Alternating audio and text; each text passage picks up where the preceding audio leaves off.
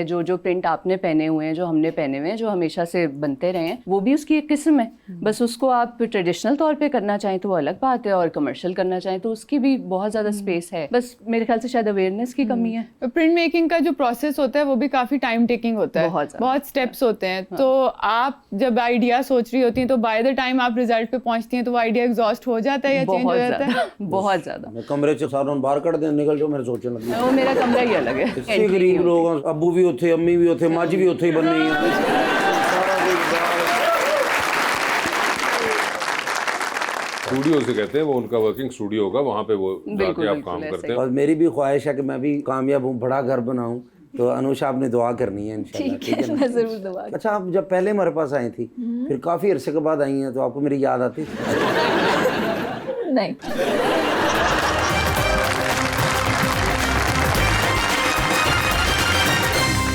Welcome back जी रबानिया। इतनी art spaces खुल गई हैं, खास तौर पे लाहौर में और कराची में। आपको लगता है उन आर्ट स्पेसेस से आर्टिस्ट कम्युनिटीज़ को या आर्टिस्ट की अपनी प्रैक्टिस को कोई फ़र्क पड़ता है? बहुत फ़र्क पड़ता है। एक तो ये कि आपकी लर्निंग जारी रहती है। हम एक दफ़ा आर्ट स्कूल से निकल आते हैं, उसके बाद फिर उसको आगे बढ़ाना हमारा ही काम होता है। लेकिन आर्ट स्पेसेस की जो सबसे अच्छी बात है ना, वो ये है कि जिन लोगों के पास रसाई नहीं है इसकी, जो कभी आर्ट स्कूल गए नहीं या उनको फॉर्मल ट्रेनिंग नहीं है, वो ना ये झिझक तोड़ देता है कि कौन आर्ट कर सकता है, कौन नहीं कर सकता। तो जब ये स्पेसेस निकल आती हैं, लोगों को उसको एक्सेस होता है, तो एक तो आम लोगों में ये कॉन्फिडेंस आ जाता है कि क्रिएशन या काम बनाना, आर्ट बनाना किसी एक ख़ास इंसान का काम नहीं होता। और दूसरा फिर कम्युनिटी बन जाती है ना, कि आप एक जगह जाते हैं, हंसते खेलते हैं, कोई चीज़ सीख लेते हैं, कोई हुनर सीख लेते हैं। तो एक तो इनिशिएटिव भी बहुत अच्छा है, और फिर मुझे लगता है और यंग आर्टिस्ट को ये करना चाहिए कि अपनी स्पेसेस भी इस तरह की जगहों को और ज़्यादा बढ़ाएं, जहाँ पे आर्ट की बात भी हो, फिर आगे लिटरेचर है, जो भी है। इंटरेस्ट जब आप शेयर करते हैं ना मिलके, तो वैसे ही जो है वो लोग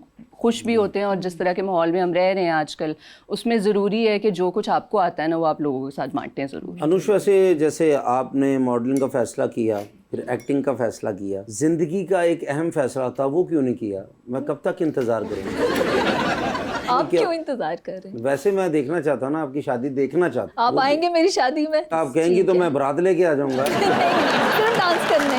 अच्छा, वजह क्या है कि अभी करना नहीं चाह रही शादी आप? हाँ, अभी मैं काम पे फोकस कर रही हूँ। अभी फोकस कर रही हैं, अब खामद पे नहीं कर रही, काम पे कर अभी रही हैं। खामद पे नहीं कर रही, अभी अच्छा, सिर्फ काम जिनके पर। साथ आपकी शादी होगी तो एक चॉइस भी तो होती है ना इंसान की, कि ये ऐसा मेरा खामद होना चाहिए, या खामद के तो ऐसी मेरी बीवी होनी चाहिए। तो आपकी क्या मसलन के ख्वाहिशात हैं, क्या चॉइस क्या है? इंटेलेक्चुअल होना चाहिए। Intellectual mean mechanic?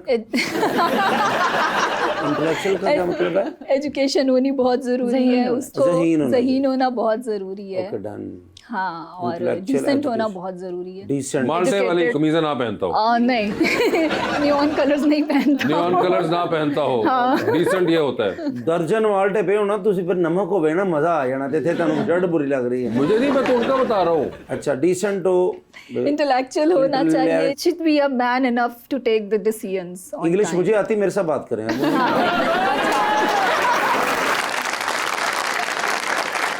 उनके पास सिर्फ ब्रांडेड शर्ट है, इंग्लिश आप प्लीज इनको बताइए आपने क्या कहा अभी? उसको इतना बाइख्तियार होना चाहिए, उसको पता होना चाहिए कि किस मौके पे क्या डिसीजन लेना है और किस टाइम पे लेना है। मुझे उर्दू नहीं आती, तो इंग्लिश में समझ आती है। वो फिर आप आपस में ट्रांसफर कर लीजिएगा। बाइख्तियार होना चाहिए। हाँ, You should be man enough to take the decisions. Of course. तो अमीर कितना होना चाहिए वैसे? अमीर इतना होना चाहिए कि एक सोलर प्लेट अच्छी जिंदगी दे सके अपनी फैमिली को। अच्छी जिंदगी क्या होती है? हाँ, अच्छी जिंदगी ये होती है कि नॉर्मल जितना फैसिलिटीज होती हैं एक फैमिली के लिए, वो इनफ है। क्योंकि मैंने बहुत ज्यादा पैसे वालों को भी बहुत बेसुकून देखा है। वो तो मुझे नजर आ रहा है। आजकल तो टिकटॉक पे भी है ना, इसलिए। टिकटॉक पे कौन है? आप टिकटॉक पे इनको फॉलो करती हैं? नहीं, ये कभी कभी नजर आ जाते हैं। मतलब आपने वो फिल्टर वाली तस्वीरें देखी हैं? हाँ ना, फिल्टर वाली तस्वीरें भी। अच्छा, तो आप उनको देखती हैं? अच्छा, छोड़े, वो तो टिकटॉक की तो होगी बात। तो इंटेलेक्चुअल हो, डिसेंट हो, ज्यादा खूबसूरती मैटर नहीं करती, क्योंकि आप बहुत ज्यादा खूबसूरत है। तो वैसे भी उसे खूबसूरत होना नहीं चाहिए कि खर्चे वगैरह पूरे हो जाएं, ਇਹ ਨਾ ਹੋਵੇ ਕਿ ਲੋ ਜੀ ਫਿਰ ਬਿੱਲ ਆਉਣ वाला वा कोई फरमाइश ना कर देना हाँ वही मेकअप तो कितों पूरा करा आपको कोई ट्रैवलिंग वगैरह का शौक तो नहीं है? नहीं बहुत ज्यादा ओए देखो ये तो मसला ही सॉल्व हो गया ना ये। बहुत बड़ा खर्चा एक निकल गया। ना मैं तो घर ही बैठा रहना अरे भाई खर्चा कितना होता है, जहाजों की टिकटें, आगे फिर होटल, ये वो ये शॉपिंग। तो आम चीज है ना भाई, ये तो आप जैसे लोग हैं ना जिन्होंने से एक तनख्वाह होनी है तो काम पूरे होने हैं। हाँ ये हम जैसे जो होते हैं ना मिलियन बिलियन ये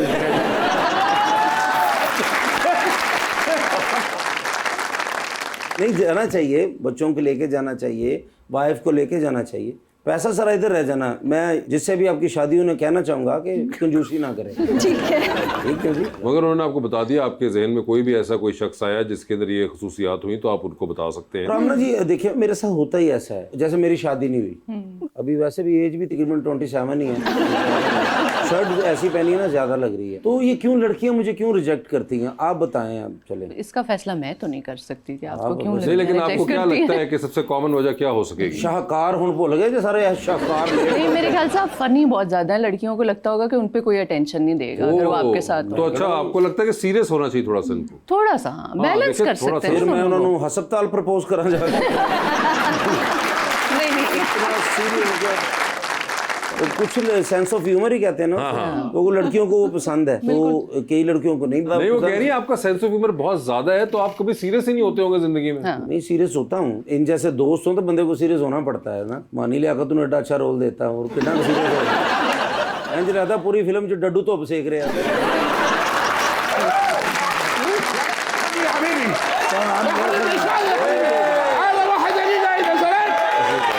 كلم يا فريش सर मेरा आज आखिरी दिन يا है, فريش كلم يا حبيبي तो सारे मेरे फिफरे लाते नहीं।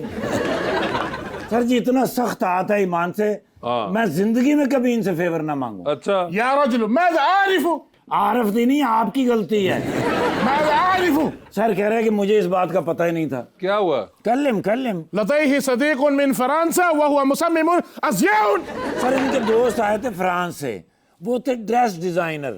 वो अपनी ना जी एक एग्जीबिशन करना चाहते थे ड्रेसेस की, जिसकी थीम थी मौसमियाती तब्दीली। अच्छा और वो चाह रहे थे कि वो डेजर्ट में हो जहाँ रेत ही रेत हो, पहाड़ ही पहाड़ हो। ठीक है। तो कहने लगे भाई रहीम यार खान शूट करते हैं। तो मैंने बताया, मैंने कहा सर बहुत गर्मी है, यस 50 के करीब करीब दर्जा हरारत जा रहा है, कैसे शूट होगा? तो कहने लगे नो प्रॉब्लम, हमारे पास एसी कंटेनर है, हमारे पास एसी कंटेनर के अंदर होटल है, ड्रेसेस हैं, उसमें सब कुछ है। सर जी 4 कंटेनर एयर कंडीशन लेकर वहां पे चल पड़े। ठीक है। अब वहां जब गए हैं तो सर जी एक कंटेनर में ये बैठ गए और इनका दोस्त बैठ गया, बाकी कंटेनरों में सहाफी। हम शूट पे चले गए, मैं मॉडल लेके आया था। अब मॉडल भी सारे मेरे रिश्तेदार, मामू के, चाचू के बेटे सर। अब सर मॉडलिंग शुरू हुई है, उन्होंने ड्रेस निकाले हैं, वो सारे विंटर कलेक्शन थी। ओके। इतनी गर्मी के अंदर उन्होंने सर स्वेटर पवाते सर, ओए होए कोट पवाते सर, ओए होए चमड़े वाले बूट, लॉन्ग कोट। तौबा। सर उत्थे सारे ਨੂੰ ਪਿੱਤ ਨਿਕਲ ਆਈ।